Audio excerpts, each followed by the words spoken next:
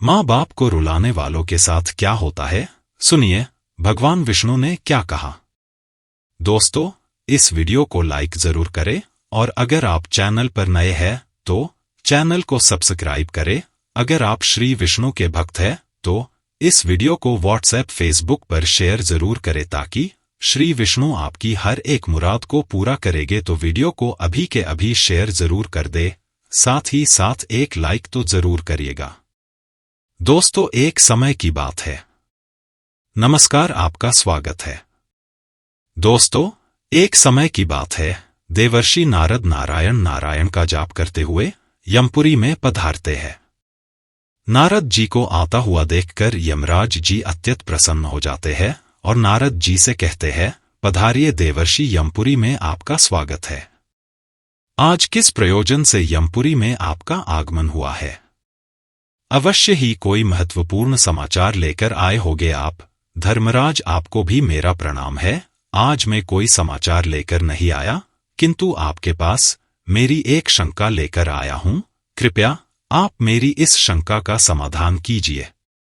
यमराज कहते हैं, देवर्षि, आपके मन में जो भी शंका हो निसंकोच होकर पूछ लीजिए, मैं अवश्य ही आपकी शंका का समाधान करने का प्रयास करूंगा। देवर्षि कहते हैं, हे धर्मराज, आज मैं आपके पास यह जानने के लिए आया हूं कि माता पिता की सेवा करने वाले मनुष्य को कौन सा पुण्य मिलता है और जो लोग अपने माता पिता का अनादर करते हैं, उनके साथ दुर्व्यवहार करते हैं, उन्हें कौन सा दंड मिलता है? यमराज कहते हैं, हे देवर्षि, आज आपने अत्यंत महत्वपूर्ण प्रश्न किया है। इसमें समस्त मानव जाति का कल्याण छिपा हुआ है। मैं आपको माता पिता की सेवा का महत्व सुनाता हूं, इसे आप ध्यान से सुनिए। उसके पश्चात मैं आपको एक प्राचीन कथा सुना होगा जिसे सुनकर आपकी सारी शंकाएं दूर हो जाएगी। देवर्षि, पिता धर्म है, पिता स्वर्ग है और पिता ही सर्वोत्कृष्ट तपस्या है। पिता के प्रसन्न हो जाने पर संपूर्ण देवता प्रसन्न हो जाते हैं। जिस पुत्र की सेवा से माता पिता संतुष्ट रहते हैं, उस पुत्र को प्रतिदिन गंगा स्नान का पुण्य फल मिलता है। देवर्ष, माता सर्व तीर्थों के समान है और पिता संपूर्ण देवताओं का स्वरूप है। इसीलिए मनुष्य को सदैव ही माता पिता का पूजन करना चाहिए। जो पुत्र माता पिता की प्रदक्षिणा करता है, उसके द्वारा पृथ्वी की परिक्रमा पूर्ण हो जाती है। माता पिता को प्रणाम करते समय जिस मनुष्य के हाथ, घुटने और मस्तक पृथ्वी को स्पर्श करते हैं, वह अक्षय स्वर्ग को प्राप्त करता है। जब तक माता पिता के चरणों की धूल पुत्र के मस्तक और शरीर में लगती रहती है, तभी तक वह शुद्ध रहता है, उसके समस्त पाप नष्ट हो जाते हैं। जो पुत्र अपने माता पिता के चरणों का जल पीता है, उसके करोड़ों जन्मों के पाप नष्ट होते हैं। किंतु जो नीच पुरुष माता पिता की आज्ञा का उल्लंघन करता है, वह प्रलय के अंत तक नरक में निवास करता है। जो पापी पुत्र अपने वृद्ध, रोगी, अधे और बहरे पिता को त्याग कर चला जाता है, वह रौरव नरक में गिराया जाता है। माता पिता का पालन पोषण न करने से समस्त पुण्यों का नाश होता है। माता पिता की सेवा न करके यदि पुत्र तीर्थ और देवताओं का भी पूजन करे तो भी उसे फल नहीं मिलता है। थे देवस्य, माता पिता की सेवा के संदर्भ में एक प्राचीन इतिहास कहा जाता है, जो मैं आपको सुनाता हूं। जो भी इस प्राचीन कथा का श्रवण करता है, उसके जन्मों के कोटि कोटि पाप नष्ट होते हैं और मैं उसके अनंत अपराध क्षमा कर देता हूं। इसीलिए आप इस कथा को ध्यान से पूरा जरूर सुनी। देवर्षि कहते हैं, हे धर्मराज, मैं इस कथा को पूरा अवश्य सुनूंगा। कृपया आप मुझे वह कथा अवश्य सुनाई है। दोस्तों, आगे बढ़ने से पहले अगर आप भी अपने माता पिता से प्रेम करते हैं तो वीडियो को लाइक जरूर करें और कमेंट में जय श्री हरि विष्णु अवश्य लिखें। अब यमराज नारद जी को वह महान कथा सुनाने लगते हैं। ही देवर्षि नारद, पूर्वकाल की बात है। मध्य देश में एक अत्यंत शोभायमान नगरी थी।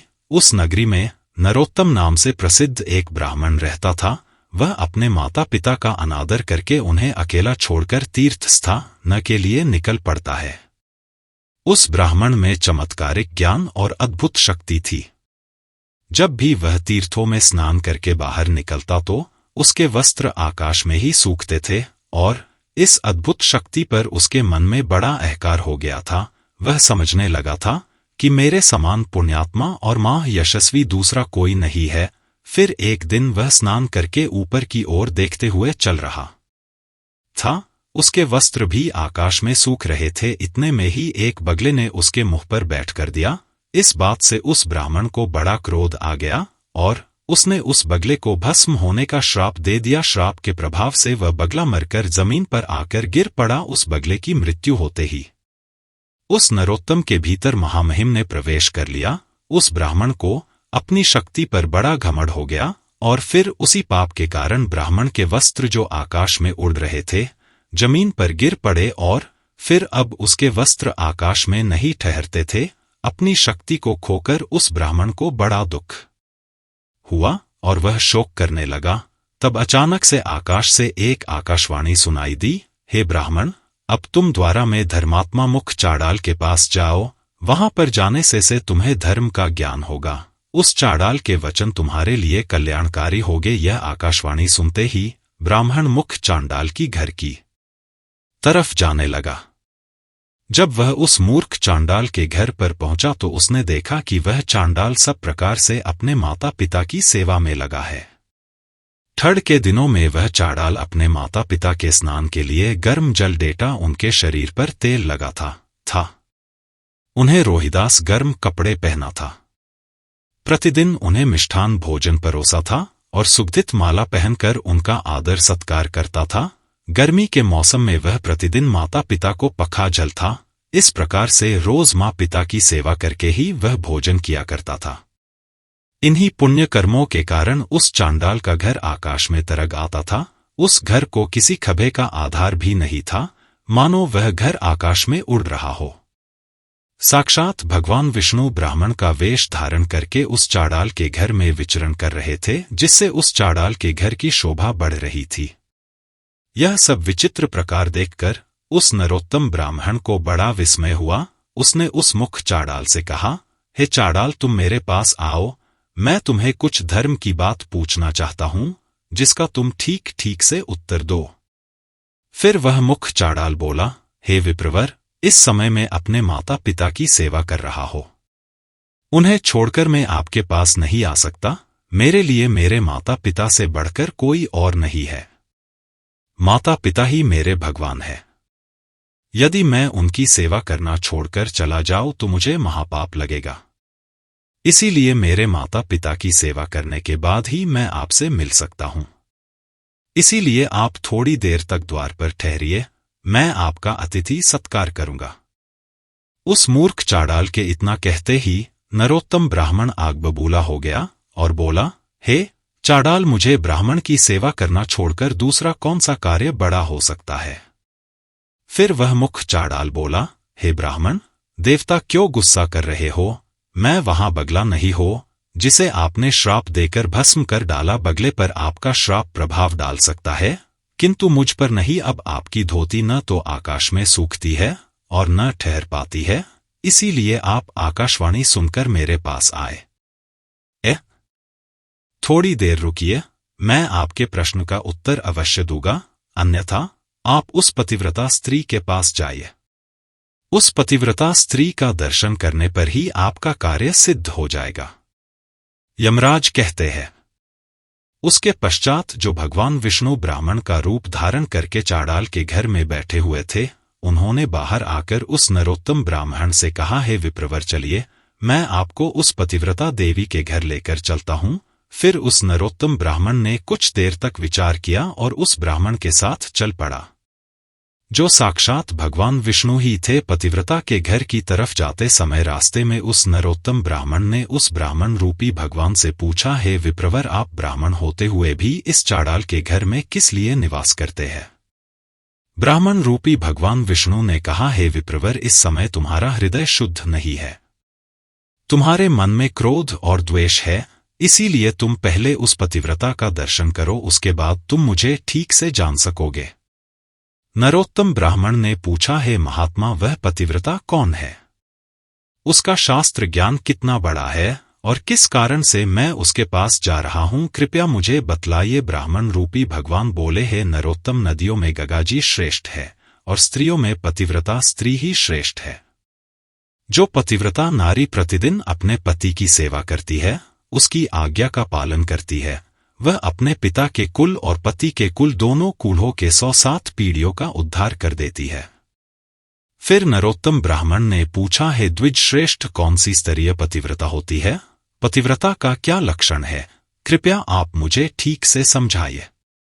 ब्राह्मण रूपी भगवान बोले, हे ब्राह्मण, जो स्त्री पुत्र से 100 गुना अधिक स्नेह से पति की आराधना करती है, राजा के समान पति की आज्ञा का पालन करती है, पति को भगवान का स्वरूप समझती है, वह पतिव्रता है। जो गृह कार्य करने में दक्ष, रमन काल में वेश्या और भोजन बनाने के समय माता के समान आचरण करती है, और जो विपत्ति में अपने पति को उचित सलाह देकर एक मंत्री का काम करती है, वह स्त्री पतिव्रता मानी गई है।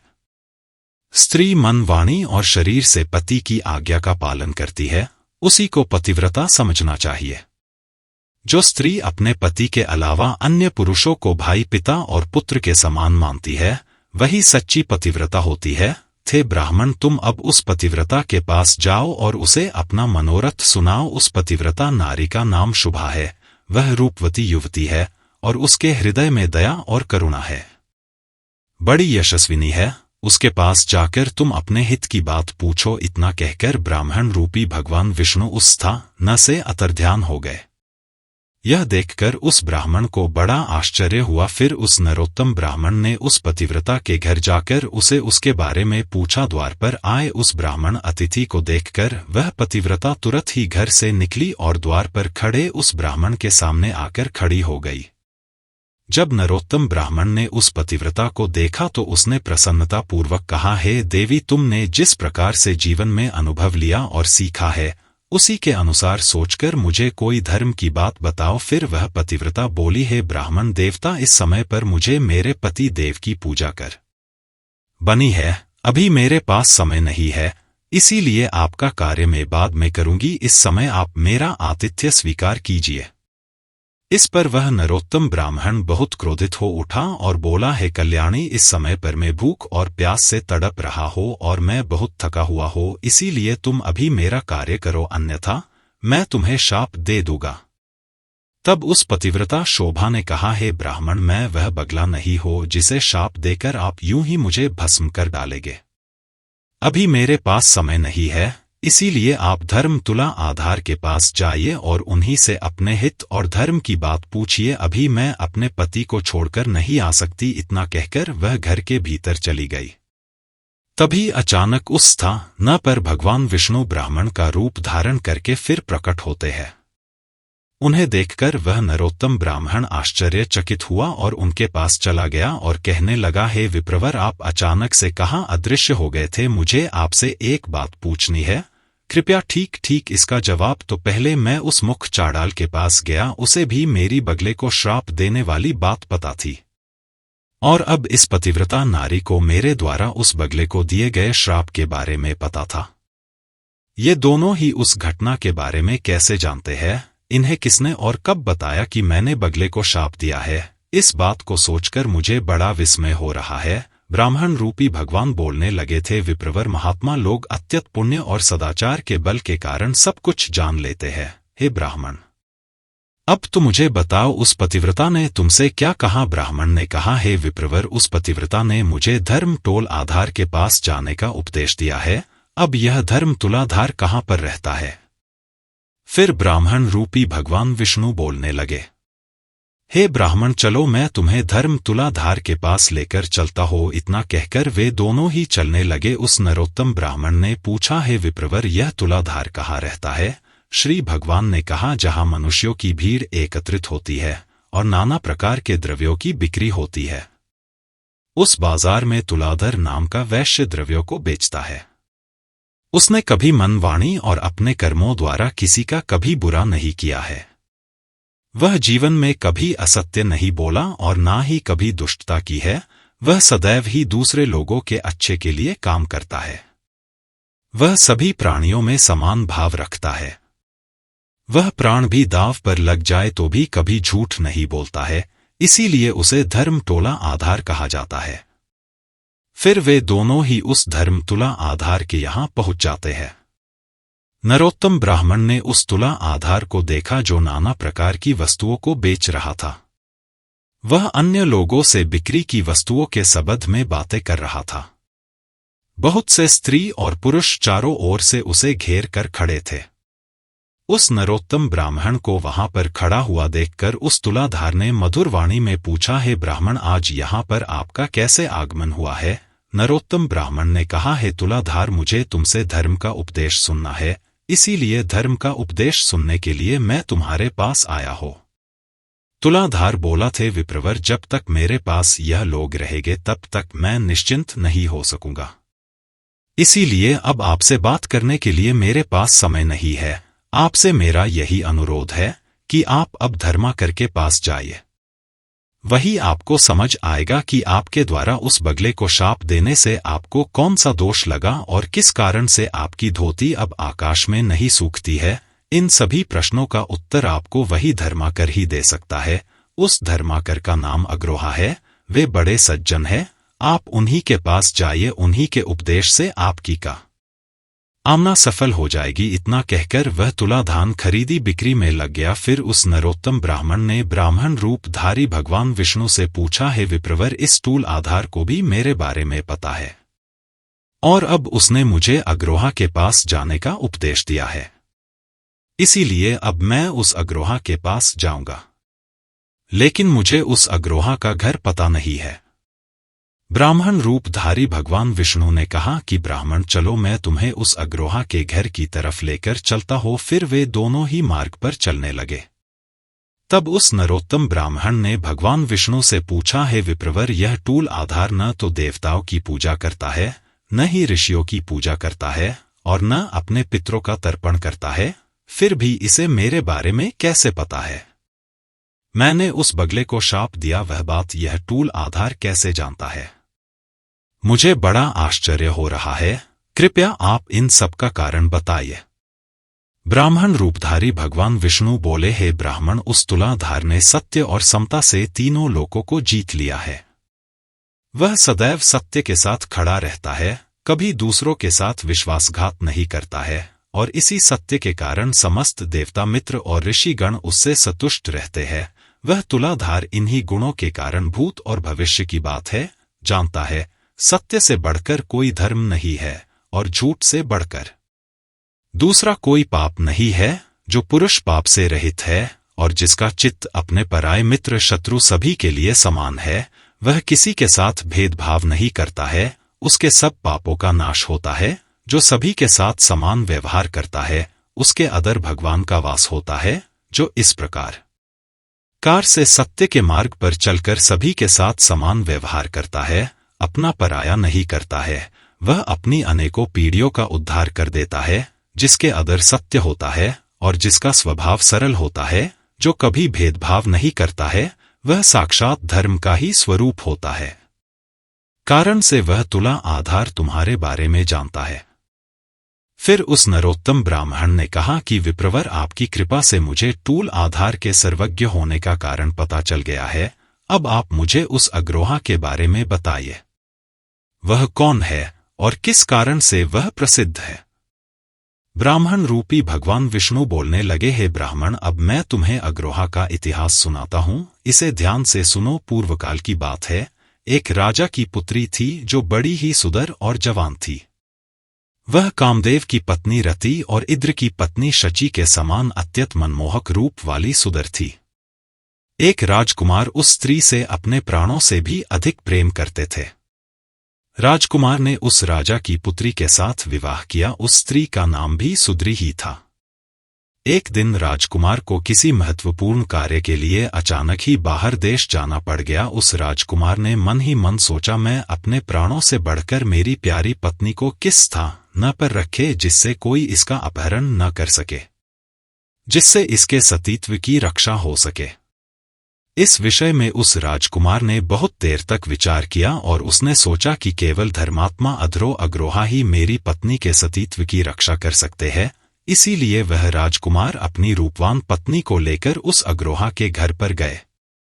और उन्होंने अग्रोहा के सामने उसकी पत्नी की रक्षा करने का प्रस्ताव रखा। राजकुमार की बात सुनकर अद्रो को बड़ा आश्चर्य हुआ। वह बोलने लगा कि राजकुमार, न तो मैं आपका पिता हो, न भाई हो, न बांधव हो, और न आपकी पत्नी के माता पिता के कुल का हो, फिर आप अपनी पत्नी को मेरे घर पर क्यों रखना चाहते हैं? अपनी पत्नी को मेरे घर पर रखकर आप किस प्रकार से निश्चित हो सकेंगे? फिर राजकुमार बोलने लगा है, महात्मन, मैं जानता हूं कि आपके समान धर्मात्मा और जितेंद्रिय पुरुष इस संसार में दूसरा कोई नहीं है। यह सुनकर अधरोहक ने उस राजकुमार से कहा, हे राजकुमार, कृपया मुझे दोष मत देना। इस पृथ्वी लोक पर इस अप्सरा के समान आपकी पत्नी की रक्षा करने में कोई भी पुरुष कैसे समर्थ हो सकता है? हर कोई इसका उपभोग करना चाहेगा। फिर राजकुमार ने कहा है, महात्मा, मैं बहुत सोच विचार करके ही आपके पास आया हो, या आपके घर में ही सुरक्षित रहेगी, और यह बात मैं भली भांति जानता हो कि घर में रहने पर ही इसके सतीत्व की रक्षा होगी। राजकुमार की बात सुनकर अग्रोहा कहने लगा, हे राजकुमार, इस नगर में बहुत से काम ही पुरुष भरे पड़े हैं, यहाँ पर किसी सुंदरी स्त्री के सतीत्व की रक्षा कैसे हो सकती है? वह राजकुमार पुनः बोला है, महात्मा, जैसे भी हो मेरी पत्नी आपके ही पास सुरक्षित रहेगी, आप इसकी रक्षा कीजिए। अब मैं जाता हूं, मुझे आप पर पूर्ण विश्वास है। फिर अग्रोहा कहने लगा, हे राजकुमार, मैं आपकी पत्नी के साथ सदा ही अनुचित बर्ताव करूंगा, और उसी अवस्था में आपकी यह प्रिय पत्नी मेरे घर में सुरक्षित रहेगी। यदि मैं इसके साथ अच्छा बर्ताव करूंगा तो इस स्त्री के मन में मेरे प्रति काम भाव जागृत हो सकता है, इसीलिए मैं इसके साथ बुरा व्यवहार ही करूंगा। अन्यथा इस स्त्री की रक्षा के लिए आप ही कोई अनुकूल उपाय बताइए। मेरे घर में केवल एक ही शैया है, और इसे मेरे और मेरी पत्नी के साथ उसी बिस्तर पर शयन करना होगा। इसके बाद भी आप अपनी पत्नी को मेरे पास रखना चाहते हैं तो इसे यहाँ पर रहने दीजिए, अन्यथा इसे यहाँ से लेकर चले जाइए। यह सुनकर उस राजकुमार ने कुछ क्षणों तक विचार किया और कहा है, महात्मा, मुझे आपकी बात का स्वीकार है। आप मेरी पत्नी को लेकर एक ही बिस्तर पर सो सकते हैं। आपको जो उचित लगे वह कीजिए। फिर राजकुमार ने अपनी सुंदरी पत्नी से कहा, है प्रिय, मैं जब तक लौटकर नहीं आता तुम अब इन महात्मा के घर में ही निवास करो। तुम उनके कहे अनुसार कार्य करना, तुम पर कोई दोष नहीं आएगा, यही मेरी आज्ञा है। इतना कहकर वह राजकुमार अपने कार्य के लिए निकल गए। राजकुमार के जाने के बाद उसकी सुंदर पत्नी अग्रोहा और उसकी पत्नी के साथ उनके घर में निवास करने लगी। अग्रोहा में राजकुमार से जैसे कहा था वह वैसा ही व्यवहार राजकुमार की पत्नी के साथ करने लगा। वह अधरोहक रोज अपनी पत्नी और राजकुमार की पत्नी इन दोनों स्त्रियों के बीच में सोने लगा। उन दोनों स्त्रियों के बीच में सोने पर भी अग्रोहा के मन में पराई स्त्री के प्रति जरा सी भी वासना नहीं हुई। केवल उसकी पत्नी के स्पर्श से ही उसके मन में काम भोग की इच्छा होती थी। राजकुमार की पत्नी के अगों का स्पर्श भी उस अग्रोहा को होता था, किंतु फिर भी उसके मन में राजकुमार की पत्नी के लिए कोई भावना जागृत नहीं हुई। अग्रोहा के मन में वैसा ही भाव रहता था जैसे कि किसी बालक का अपने माता के प्रति होता था। वह राजकुमार की पत्नी को माता के समान मानता था। उसके शरीर के अग्रोहा को कितनी बार भी स्पर्श करते तो भी उसके मन में काम भाव जागृत नहीं होता था। इस प्रकार से रोज वह उन दो स्त्रियों के साथ एक ही बिस्तर पर सोने लगा, लेकिन कभी भी उसने राजकुमार की पत्नी को स्पर्श न ही किया। इस प्रकार से 6 महीने बीत गए। 6 महीने के बाद जब राजकुमार फिर से लौटकर आ गए तो उन्होंने नगर में रहने वाले लोगों को अधरोहक और अपनी पत्नी के बर्ताव के बारे में पूछा। फिर लोगों ने भी अपने अपने रुचि के अनुसार उत्तर दिया। कोई राजकुमार को उनके निर्णय के लिए उनकी सराहना करते थे कि उन्होंने अपनी पत्नी को अग्रोहा के पास छोड़कर उचित काम किया है। वही कुछ नौजवान लोग आश्चर्य में पड़ जाते थे और कहते थे, ही राजकुमार, आपने अपनी पत्नी को उस अग्रोहा को सौंप दिया। वह तो उसके साथ सोता है। स्त्री और पुरुष का संसर्ग होने पर दोनों का मन शांत कैसे रह सकता है? इधर अद्रोहक ने अपने धर्म आचरण की शक्ति से लोगों की ऐसी कुत्सित चर्चा सुन ली, तब उसके मन में लोगों की ऐसी गलत निदा से मुक्त होने की इच्छा प्रकट हुई। उन्होंने इस अपमान से मुक्त होने के लिए आत्मदाह करने का निश्चय किया। अग्रोहा ने स्वयं लकड़ी एकत्रित करके बहुत बड़ी चिता बनाई और उसमें आग लगा दी। वह चिता प्रज्वलित हो उठी। उसी समय राजकुमार अग्रोहा के घर पर आ पहुंचे। वहां पर उन्होंने अग्रोहा और अपनी पत्नी को देखा। राजकुमार की पत्नी का मुख प्रसन्नता से खिला हुआ था और इधर अग्रोहा अत्यंत दुखी और शोक में डूबे हुए थे। अग्रोहा की मानसिक स्थिति को देखकर राजकुमार ने कहा, हे भाई, मैं आपका मित्र हूं और बहुत दिनों के बाद लौटा हूं, आप मुझे बात क्यों नहीं कर रहे हैं? अग्रोहा ने कहा, हे मित्र, मैंने आपके हित के लिए आपकी आज्ञा का पालन करते हुए आपकी पत्नी की रक्षा करने का अत्यंत कठिन काम किया है, किंतु बाहर जो लोग गलत बातें कह रहे हैं, मेरी निंदा कर रहे हैं, इस कारण से मेरा सारा परिश्रम व्यर्थ सा हो गया है। इसीलिए अब मैं अग्नि में पर आवेश करूंगा। संपूर्ण देवता और मनुष्य मेरे इस कार्य को देखे। यदि मैंने राजकुमार की पत्नी के साथ गलत काम किया है तो मेरा शरीर इस अग्नि में भस्म हो जाए। इतना कहकर वह अद्रोहक अग्नि में प्रवेश कर गया, किंतु वह अग्नि अग्रोहा के शरीर, वस्त्र और केस को जला नहीं सकी। आकाश में खड़े समस्त देवता प्रसन्न होकर उस अद्रोह की निष्ठा की प्रशंसा करने लगे। सभी ने चारों ओर से फूलों की वर्षा की। जिन जिन लोगों ने राजकुमार की पत्नी और अग्रोहा के विषय में कलंकपूर्ण बातें कही थी, उन सभी के मुंह पर नाना प्रकार के कोढ़ हो गए। फिर देवतागण उस स्थान पर प्रकट हुए और उन्होंने अग्रोहा को अग्नि से बाहर निकलने को कहा। और फिर राजकुमार ने अग्रोहा को बारंबार नमस्कार करते हुए कहा, हे मित्र, आप धन्य है। आपके विषय में मैंने जो कहा था वह सत्य है। आपके समान पुण्यात्मा इस संसार में दूसरा कोई नहीं। उस समय पर समस्त देवताओं और ऋषियों ने मिलकर अग्रोहा का नाम सज्जन आर्द्रहक रख दिया। देवताओं ने राजकुमार से कहा, हे राजपुत्र, अब तुम अपनी पत्नी का स्वीकार करो। इन अग्रोहा के समान कोई मनुष्य इस संसार में नहीं हुआ। इस पृथ्वी पर दूसरा ऐसा कोई पुरुष नहीं जिसे काम और लोग ने परास्त न किया हो। देवता, असुर, मनुष्य, राक्षस, पशु, पक्षी और कीट आदि संपूर्ण प्राणी काम के वशीभूत रहते हैं। यह काम ही संसार बंधन में डालने वाला है। इस सृष्टि में काम रहित मनुष्य मिलना कठिन है। इन अग्रोहा ने सभी को जीत लिया है, 14 भुवनों पर विजय प्राप्त की है। इनके हृदय में श्री विष्णु बड़ी प्रसन्नता के साथ विराजमान रहते हैं। इनका स्पर्श और दर्शन करने से मनुष्य सब पापों से मुक्त हो जाते हैं और निष्पाप होकर स्वर्ग को प्राप्त करते हैं। इतना कहकर सभी देवता अपने अपने स्थान को लौट गए और वह राजकुमार और उसकी पत्नी भी अपने राजमहल को चले गए। तभी से उस अग्रोहा को दिव्य दृष्टि प्राप्त हो गई और वे देवताओं को भी देख सकते हैं तथा तीनों लोकों की बातें अनायास ही जान लेते हैं। इतना कहकर ब्राह्मण रूपी भगवान विष्णु उस नरोत्तम ब्राह्मण को लेकर अग्रोहा के घर के पास लेकर गए। उस नरोत्तम ने अग्रोहा के दर्शन किए और उन्हें प्रणाम करके उनसे कहा, है महात्मा, मैं बड़ी दूर से आपके दर्शन करने के लिए आया हूं, कृपा करके आप मुझे धर्म का उपदेश दीजिए। फिर अग्रोहा ने उस नरोत्तम ब्राह्मण को धर्म का उपदेश दिया और कहा, हे ब्राह्मण, अब आप पुरुषों में श्रेष्ठ वैष्णव के पास जाइए। उनके दर्शन करने मात्र से ही आपका मनोरथ सफल हो जाएगा। आपके शाप के द्वारा बगले की मृत्यु तथा आपके वस्त्र अब आकाश में नहीं सूखते हैं, इन दोनों का कारण आपको पता चल जाएगा। इनके अलावा आपके मन में जो कामनाएं है वह भी पूर्ण हो जाएगी। इस प्रकार से अग्रोहा के द्वारा वचन सुनकर वह नरोत्तम ब्राह्मण रूप धारी भग विष्णु के साथ प्रसन्नतापूर्वक निकल पड़ा और फिर वह उस वैष्णव के घर पर पहुंच गया।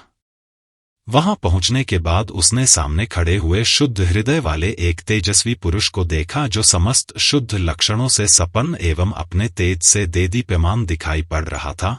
फिर नरोत्तम ब्राह्मण ने उस वैष्णव से कहा, ही महात्मन, मैं बड़ी दूर से आपके पास आया हो, कृपया आप मेरे लिए यह जो कार्य उचित है उसका उपदेश दीजिए तथा मुझे धर्म का ज्ञान दीजिए। उस वैष्णव ने कहा, हे ब्राह्मण, मैं देख रहा हूं कि देवताओं में श्रेष्ठ भगवान विष्णु तुम पर प्रसन्न है। इस समय उनके दर्शन करके मुझे बड़ी प्रसन्नता हो रही है। आज तुम्हारा मनोरथ सफल होगा। तुम्हारे साथ आज भगवान विष्णु मेरे घर पर पधारे हैं। फिर उस नरोत्तम ब्राह्मण ने कहा, हे वैष्णव, कहा है भगवान विष्णु, कृपया मुझे उनके दर्शन कर। वैष्णव ने कहा, हे ब्राह्मण, भगवान विष्णु तो तुम्हारे पास ही खड़े हैं, तुम अपना मस्तक झुकाकर कर उन्हें प्रणाम करो। फिर जब उस नरोत्तम ब्राह्मण ने अपनी मन की आंखें खोलकर शुद्ध भाव से देखा तो साक्षात भगवान विष्णु उसके सामने खड़े थे। तब उस ब्राह्मण ने अपने हाथ जोड़कर भगवान विष्णु को प्रणाम किया और कहने लगा, हे देवेश्वर, अब मुझ पर प्रसन्न हुई है। आप इतने समय तक मेरे साथ ही चल रहे थे, मुझे मार्ग दिखा रहे थे, किंतु मैंने आपको नहीं पहचाना। हे प्रभु, अब मेरे मन में किसी चीज को पाने की अभिलाषा नहीं है। अब इस लोक और परलोक में मैं आपका किकर बना रहूंगा। भगवान विष्णु बोले, हे ब्राह्मण, तुम्हारे ऊपर मेरा प्रेम सदा ही बना रहता है। मैंने स्नेहवश ही तुम्हें पुण्यात्माओं का दर्शन कराया है। पुण्यवान महात्माओं के एक बार भी दर्शन, स्पर्श, ध्यान एवं नाम उच्चारण करने से तथा उनके साथ बात करने से मनुष्य को स्वर्ग का प्राप्त होता है। महापुरुषों का नित्य संग करने से सब पापों का नाश हो जाता है तथा मनुष्य अनंत सुख भोग कर मेरे स्वरूप में लीन हो जाता है। हे ब्राह्मण, तुम मेरे भक्त हो और तीर्थ स्वरूप हो, किंतु तुमने बगले की मृत्यु के लिए जो श्राप दिया था, उसके दोष से छुटकारा दिलाने के लिए मैंने ही आकाशवाणी के द्वारा तुम्हें कहा कि तुम मूर्ख चांडाल के पास जाओ। उस मुख चांडाल के दर्शन करके तुमने देखा ही था कि वह किस प्रकार से अपने माता पिता का पूजन करता था। उन सभी महात्माओं के दर्शन करके आज तुम मेरे मंदिर में आए हो। करोड़ों जन्मों के बाद जिस मनुष्य के पापों का नाश होता है, वही मनुष्य मेरा दर्शन कर पाता है, जिससे उसे मोक्ष की प्राप्ति होती है। हे वत्स, मेरी ही इच्छा से आज तुमको मेरा दर्शन हुआ है, इसीलिए तुम्हारे मन में जो इच्छा हो उसके अनुसार मुझसे वरदान मांग लो। वह नरोत्तम ब्राह्मण बोला, हे प्रभु, मेरा मन सदैव ही आपके ही ध्यान में लगा रहता है। संपूर्ण लोकों के स्वामी आप ही है, आपके सिवा कोई भी दूसरी वस्तु मुझे प्रिय नहीं है। भगवान विष्णु ने कहा, हे निष्पाप ब्राह्मण, तुम्हारी बुद्धि में सदैव ही ऐसे उत्तम विचार आते हैं, इसीलिए तुम मेरे धाम में आकर दिव्य भोगों का उपभोग करोगे, किंतु तुम्हारे माता पिता तुमसे आदर नहीं पा रहे हैं, इसीलिए तुम जाकर पहले अपने माता पिता की पूजा करो, उसके बाद ही तो उन्हें बैकुंठ में स्थान प्राप्त हो सकता है। उनके दुख पूर्वक जीवन और क्रोध से तुम्हारी तपस्या प्रतिदिन नष्ट हो रही है।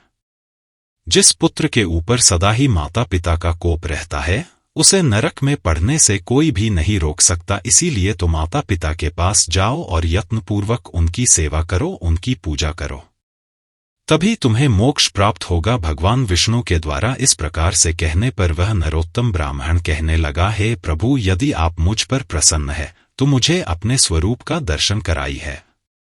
तब भगवान विष्णु ने कहा तथा स्तु, और फिर उन्होंने अपने शंख, चक्र, गदा और पद्म धारण किए हुए स्वरूप का दर्शन नरोत्तम को करा दिया। फिर ब्राह्मण भगवान विष्णु के अप्रतिम और अत्यंत सुंदर रूप को देखकर उन्हें बारंबार प्रणाम करने लगा और कहने लगा, हे जगदीश्वर, आज मेरा सफल हुआ, आज मेरे नेत्र कल्याणमय हो गए, आज मैं धन्य हो गया। इस समय मेरे सभी मनोरथ सफल हुए, किंतु हे प्रभु, मेरे मन में केवल एक शंका है, कृपया आप उसका समाधान कीजिए। हे प्रभु, उस मुख चांडाल पतिव्रता स्त्री अदरक आदि के विषय में सोचकर मुझे बड़ा हो रहा है।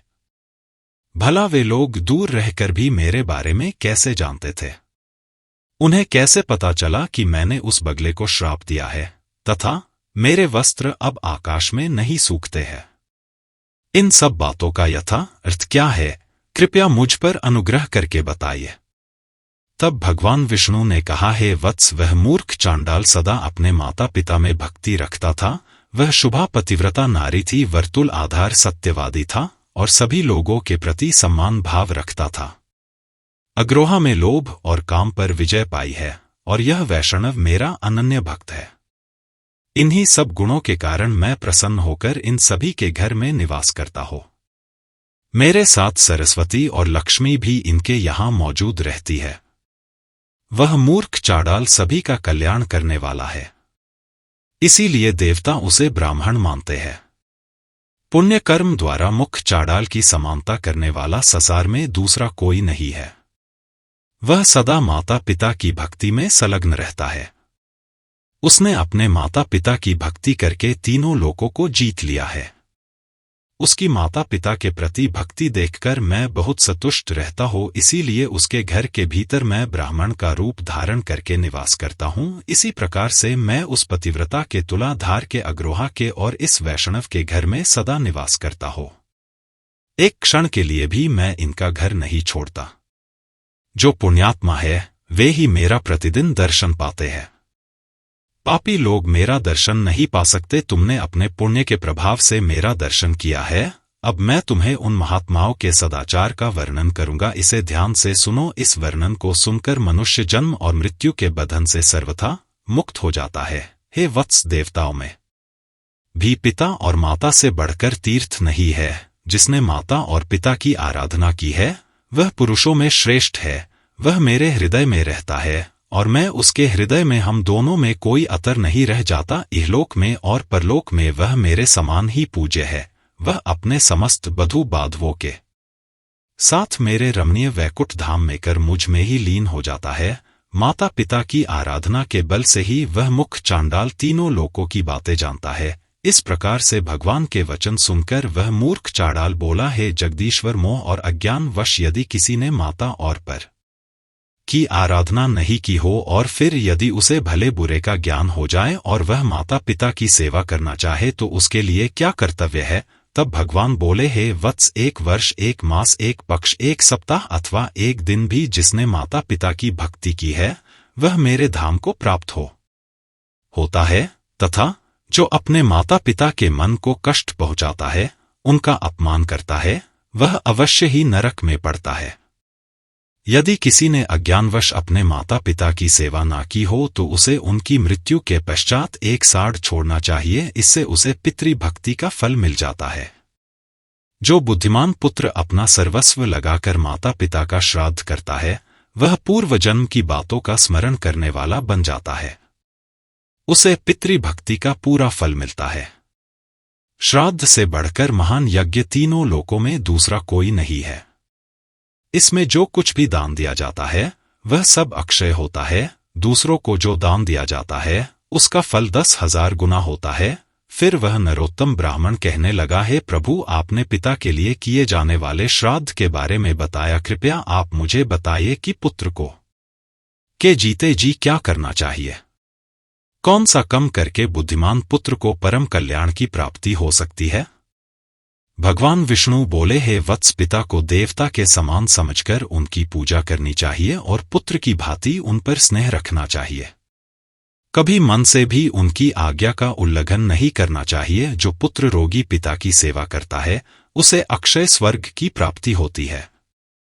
पिता जब मरणासन होकर मृत्यु के लक्षण देख रहे हो उस समय भी उनका पूजन करके पुत्र देवताओं के समान हो जाता है। पिता की सद्गति के लिए विधिपूर्वक उपवास करने से जो भी लाभ होता है वह 1000 अश्वमेध और 100 राजसूय यज्ञ करने के बराबर होता है। यमराज जी नारद जी से कहते हैं, हे वर्ष, अब मैंने आपको माता पिता की सेवा के विषय में संपूर्ण ज्ञान दिया है। वर्ष कहते हैं, हे धर्मराज, आज आपने मुझे माता पिता के संबंध में उत्तम ज्ञान दिया है, इसके लिए मैं आपका आभारी हूं। अब मैं इस ज्ञान का प्रचार तीनों लोकों में करूंगा। तो दोस्तों यह वीडियो आपको कैसी लगी नीचे कमेंट करके जरूर बताइए और अगर अभी तक आपके चैनल को सब्सक्राइब नहीं किया है तो चैनल को सब्सक्राइब जरूर कर दें। साथ ही साथ दिलवाले जाकर को भी प्रेस कर दीजिए। तो दोस्तों आज के लिए बस इतना ही। मिलते हैं अगले वीडियो में। धन्यवाद। आपका दिन शुभ हो।